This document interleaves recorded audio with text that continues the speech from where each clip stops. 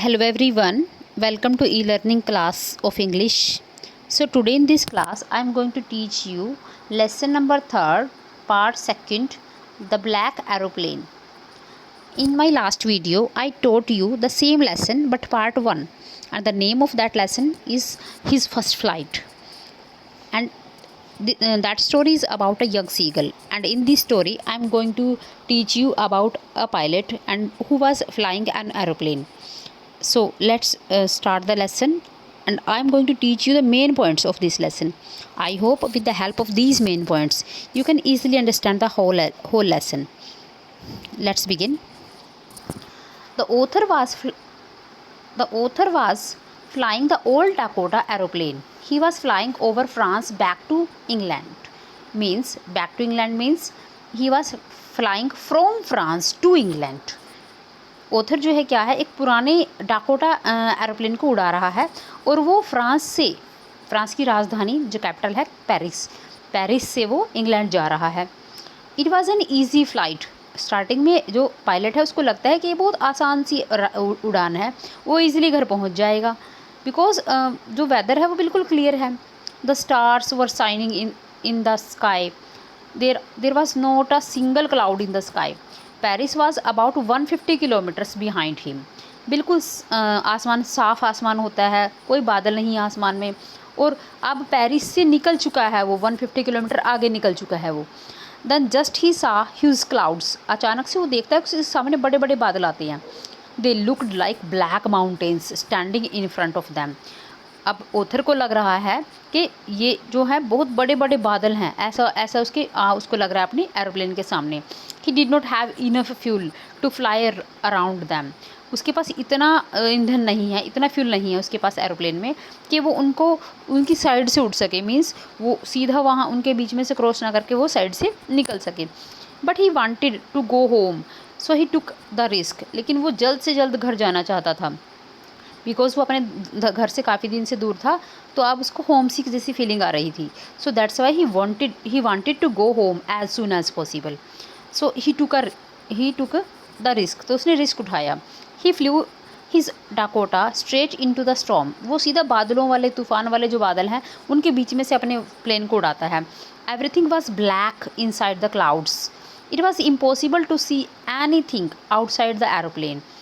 बादलों के अंदर सब कुछ उसको ब्लैक दिखता है, अंधेरा हो जाता है बिल्कुल. एरोप्लेन के बाहर देखना कुछ भी असंभव सा लगता है उसको, कुछ भी पॉसिबल नहीं लग रहा उसको. The compass and other instruments were dead. उसकी कंपास, उसका रेडियो और जो बाकी इंस्ट्रूमेंट्स हैं वो काम करना बंद कर देते हैं. Even the radio was not working. Radio भी काम नहीं कर रहा वहाँ पे. He was lost in the storm. वो उस तूफान में खो जाता है, मीन्स वो उस तूफान में फंस जाता है पूरी तरीके से.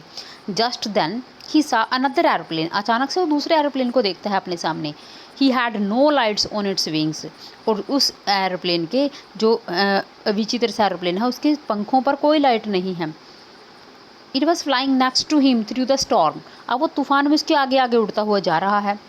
तो होता क्या है देखिए, the pilot of that strange aeroplane waved his hand and asked him to follow.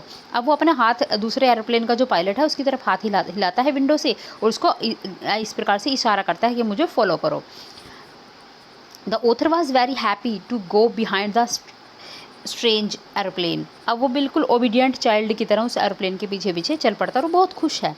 Suddenly the author came out of the cloud. अचानक से बादल ख़त्म हो जाते हैं और वो बाहर निकल जाता है. वो हैप्पी इसलिए भी है बिकॉज इनफ फ्यूल नहीं था उसके पास.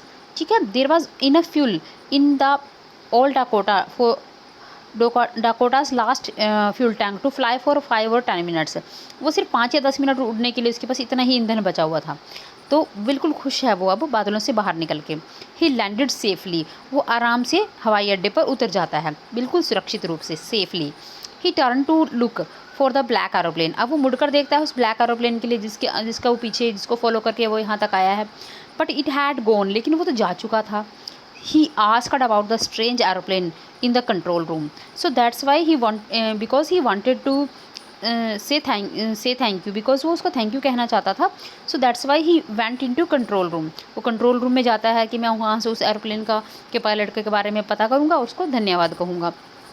But the women in the control room told him that no other aeroplanes were flying on that night. लेकिन वो औरत कहती है कि आज के मौसम ख़राब होने की वजह से आज तो किसी हवाई जहाज़ ने उड़ान नहीं भरी।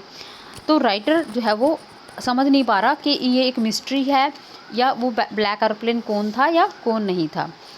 सोच रहा है वो कौन होगा जो उस तूफ़ान में बिना रोशनी के, without any lights on its wings, airplane जो है वो उड़ा रहा था। I hope this lesson clear to you. Thank you.